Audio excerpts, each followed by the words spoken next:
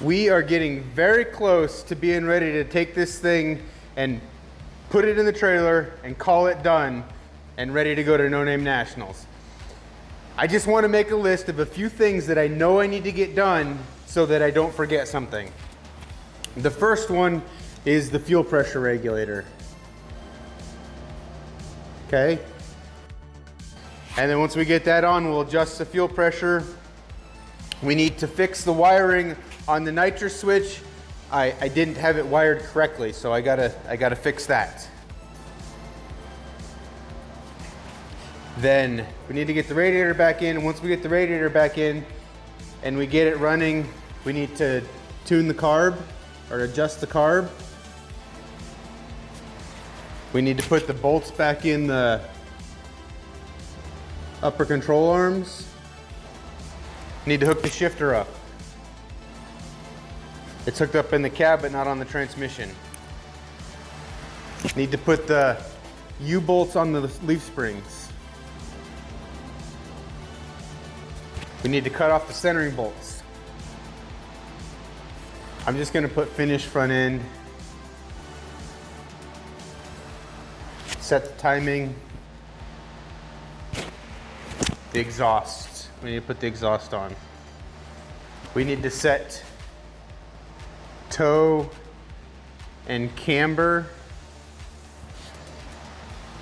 We're going to do that ultra, I don't know, redneck ghetto, whatever. We're going to just use a level and tape measure to set the toe. I think that's it, guys. So that's what we're going to work on in this video. We're going to try to finish all this stuff up and get this truck ready to either test and tune if it's available or take it to Sikeston and go to No Name Nationals. So as it always goes, I got that done, but I thought of this. I need to bleed the brakes. So I'm gonna go find some brake fluid and get that master cylinder full so it can start gravity bleeding, but yeah, I almost completely forgot a major one. Got another easy one done. Okay, we've got the shifter hooked up. If you haven't noticed, I'm doing all the easy ones first. It was brought to my attention that it's hard to see the lift, so see if this is better. But the U-bolts on the leaf springs are done and I cut the centering bolts. Next is exhaust.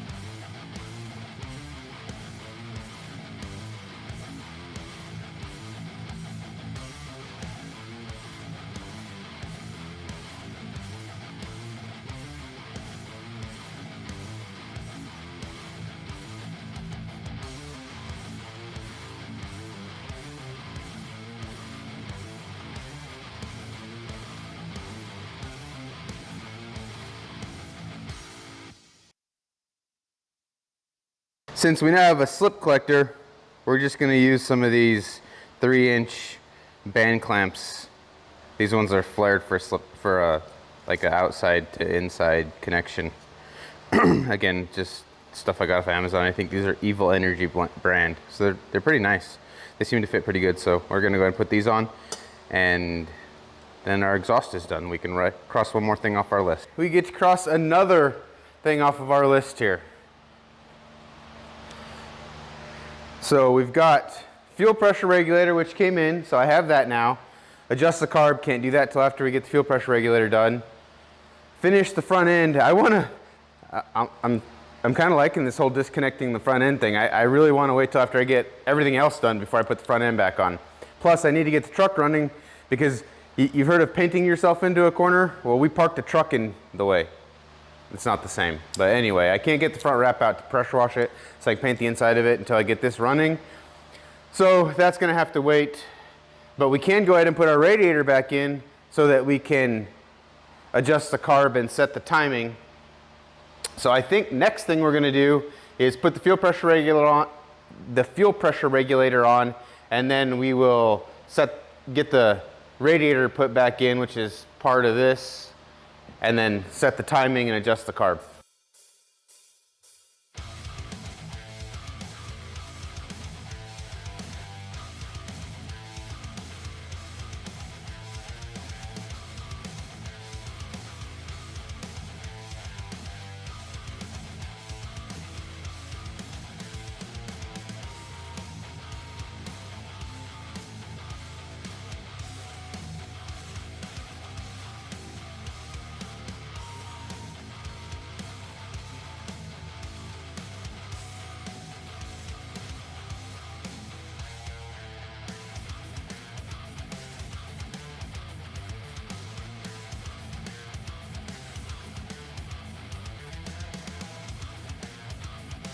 So when you don't have somebody to hold your wrench, just a tip, if you can keep constant pressure on it instead of trying to ratchet, usually the wrench will stay on there for the most part.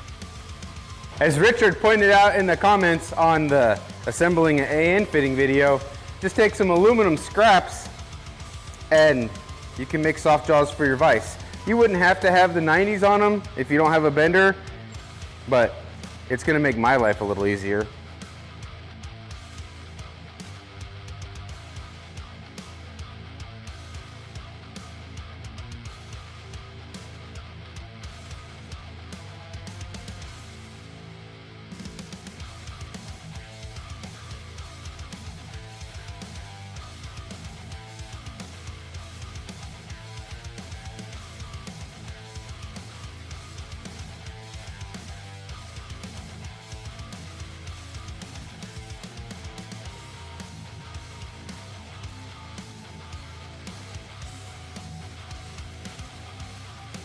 And we didn't mess up the anodized finish, so we still have a pretty doesn't work fuel regulator.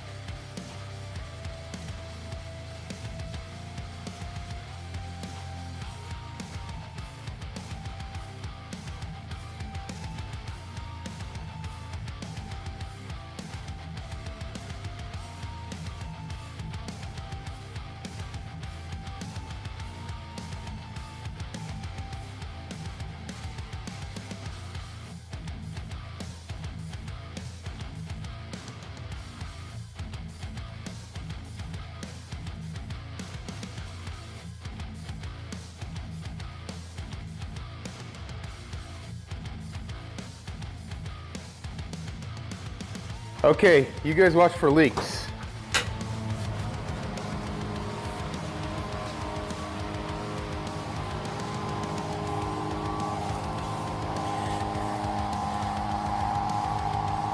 See, that's how a fuel pressure regulator is supposed to work.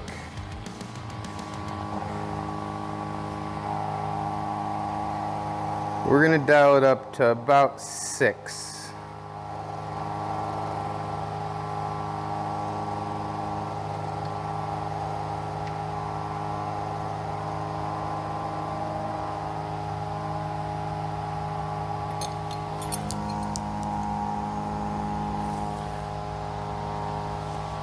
There we go.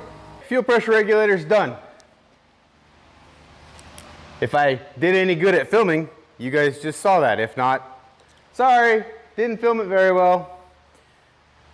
Next is radiator. I know that says finished front end, but we're gonna do part of that now so that we can fire this up and take care of adjust carb and set timing. We just got done bleeding the brakes, so we can cross that off our list. Now that we've got the radiator and the fan back in here, we can go ahead and fire this thing up, let it warm up for a minute, set the timing and adjust the carburetor. Since the last time I did back the timing off a little bit, was having such a hard time starting, I figured a little less timing was probably going to be required. All right, so let's cold start this thing and see how it does.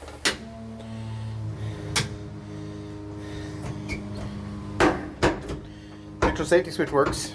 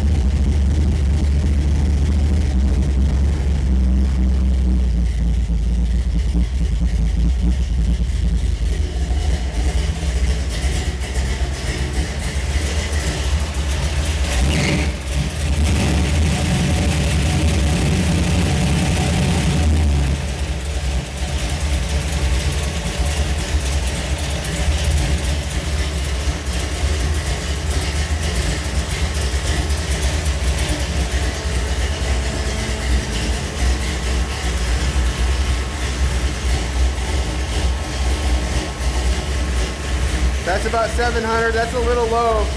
We'll reset it once we get everything set. I'm gonna set the timing about 38 degrees.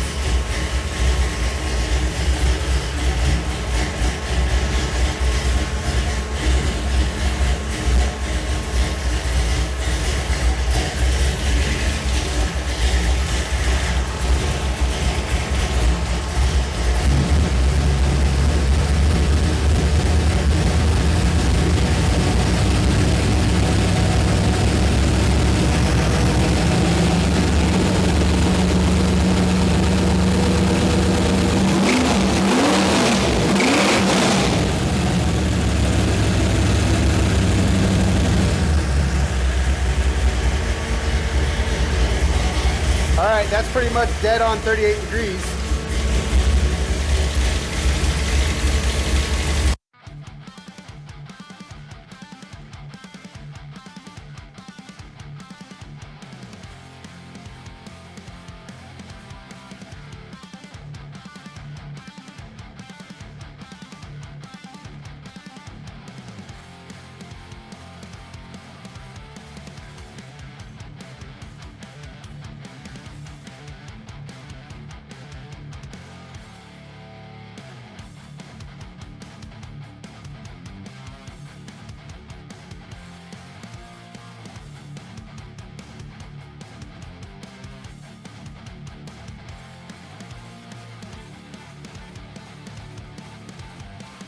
We just set the timing and adjusted the carburetor. We're having some audio issues. I think this truck inside this shop is loud enough, it's causing enough reverb that the mic is like shutting off.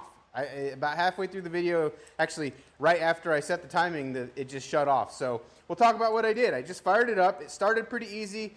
It's carbureted with no choke, no high idle, so I had to keep it running for a little bit. Once I got it running for a little bit, it just idled smooth, and I mean pretty smooth. It's got a big cam, so it's pretty rough, but getting about between 7 and 8 pounds of vacuum. It's kind of hard to tell because it bounces all over the place. We set the timing at 38 degrees. It's locked out, so it's all in. It's 38 degrees always. We ran 35 the last time we ran in Huntsville, and I think it was a little bit not enough. I don't think 35 was enough timing, so we bumped it up to 38. And while I had this apart, I went ahead and put power valve plugs in and jetted up a little bit to compensate for that. I think we're pretty close on the jetting, and the idle mixture screws are so sensitive on this thing that if I turn one of them 1/8 of a turn, it's okay. But if I turn all of them 1/8 of a turn, either direction, it either goes rich and starts loading up and dies, or it goes lean and leans out and dies. So we're gonna leave them right where they're at. They're about 5/8 of a turn out, and it seems to be perfect. It's happy there. It idles good. It doesn't load up. It doesn't die. It just idles. So we're gonna leave that carburetor where it's at. I'm gonna go ahead and just cross off adjust the carburetor and set the timing. We're gonna go ahead and set this thing back down, and I'm gonna set the toe in the camber.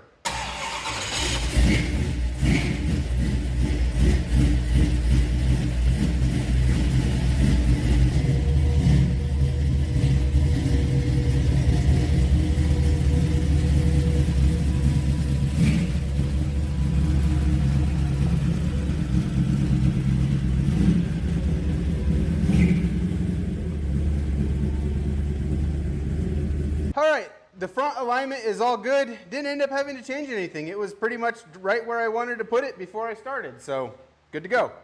Now, we're gonna go ahead and cut some of this hood up.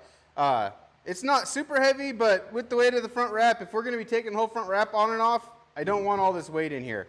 So I haven't decided exactly what I'm gonna do, but I need to leave these bumpers because we're gonna pin this hood on, and this is where we're gonna do it. So I'm thinking I might cut kind of along this line here, maybe, and then kind of in the middle of this channel, all the way around.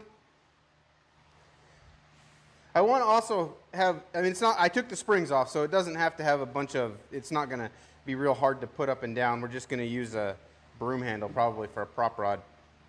But I'm going to go ahead and get this cut up. I think I decided I'm going to kind of go right through the middle of this and get this center section out of there. And then it's time to move the whole front wrap outside and get it pressure washed so we can get the inside of it painted, and then we can put it on the truck for the last time.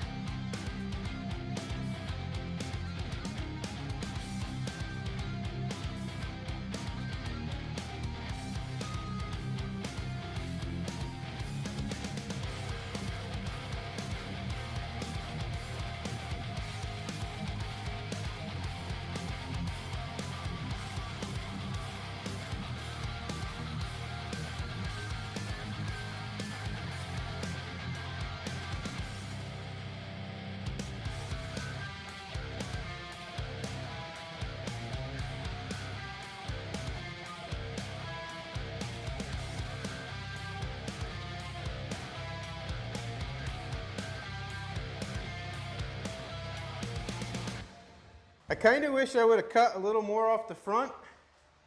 Maybe come down something like that. But I'm out of cutoff wheels, so this is what we get for now. Still got a couple little areas I might have to clean up with the sanding block, but we're gonna go ahead and put this on the front wrap and get it moved outside so we can pressure wash it.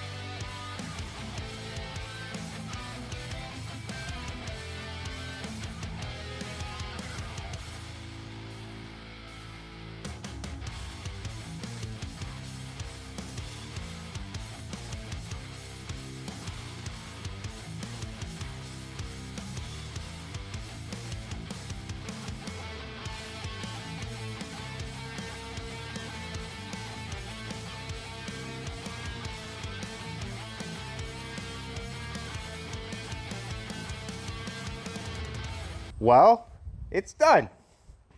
We got the inside of the fenders painted, and now that it's in the sun, not quite as well as I thought we had them painted, but it's painted. We got the radiator support all done. We put a new radiator in thanks to my best friend Richard. He's coming to help us in Sikeston, and he didn't want to deal with that other radiator. I think it would be fine, but since we got a new one, we'll go ahead and put that in. We're going to bring the other one just in case this new one doesn't last. We've got everything ready to go. I mean, we're actually right in front of the trailer, getting ready to put this thing in the trailer and head out to Sikeston first thing tomorrow morning. Hopefully we get to see you guys in the pit. Unfortunately, due to a failure to think on our part, this is coming out after Sikeston's already going to have happened. It's going to actually have happened yesterday. So sorry about that. We'll try to do better in the future. But if you check out next week's video, we're going to do we're going to record everything. We're going to try to record everything that happens in Sikeston and put it out in a video next weekend.